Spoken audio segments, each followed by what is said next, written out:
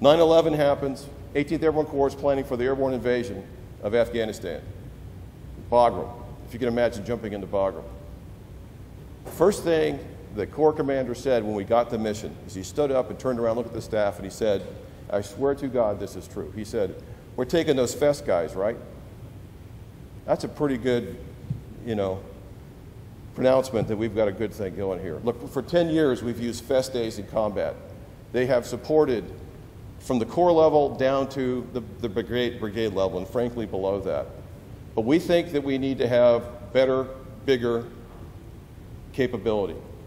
And that bigger capability is called a FEST-M, a Forward Engineer Support Team main, in that it would be in the main CP someplace. That's the kind of the concept of who we would support in the battlefield.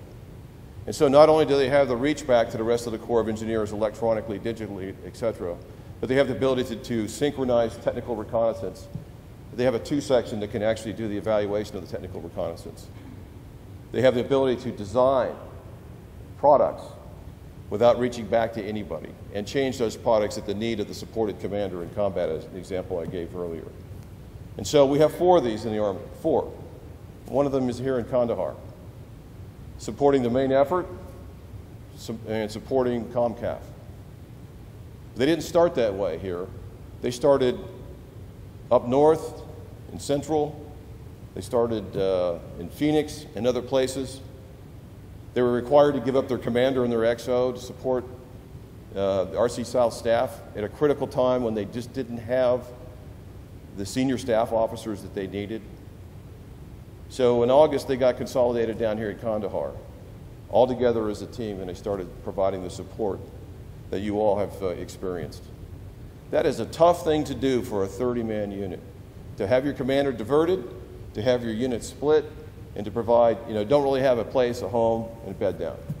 Well, let me tell you, the people in this room today who are from the 579th Engineer Detachment, FEST-M, have shown remarkable resilience to work through all those issues and provide outstanding engineer support.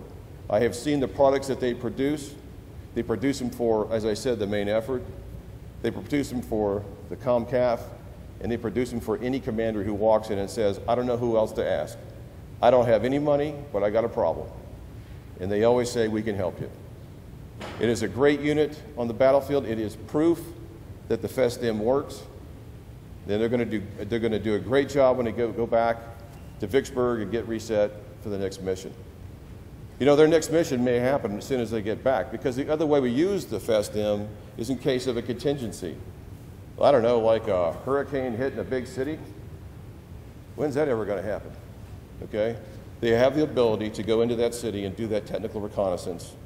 They're the eyes and ears of the Corps of Engineers to pass that information back through FEMA to get an idea of the extent of damage and what will be needed to repair it. Very similar to the combat mission. So to the 579th, Godspeed to you. Job well done. I couldn't be more proud. As I told you earlier, I could not be more proud of what you produce as an organization here on the battlefield. And God bless you. Let's give them a hand.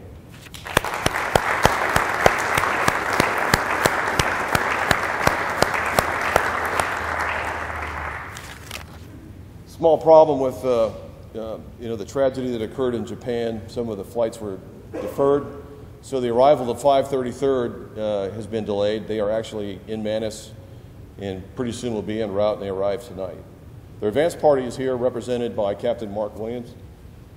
There he is. And he represents his commander, Colonel Colin Robinson. And so to the 533rd, I'll tell you that you have a unique capability. You know that you'll be executing a unique mission over here. I would warn you that the rate of change is picking up in Afghanistan, and that what you thought you were going to do is probably not what you're actually going to do. I think you'll be in the same place, but I think your mission set's going to be different, because I think the mission set for the main effort will be different. So anticipate change and look forward to it. Embrace it.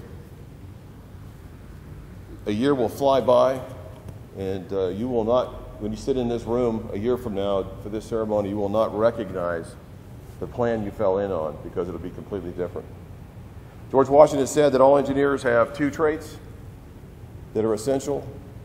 The first one is that they have to be, they have to have energy. They have to have relentless energy, okay? And they have to be precise. So it's precision and energy. And so I'd ask the 533rd to keep those traits in mind as you execute your mission. And lastly, in recognition of a commander who's done a superb job here with the detachment, I'd just like to recognize the leadership of Colonel Dean, everything, Rick, that you've done. He never, ever, ever came up on the net and said, it ain't fair, you know, we should be treated better. He defended his folks, and he got after the mission set.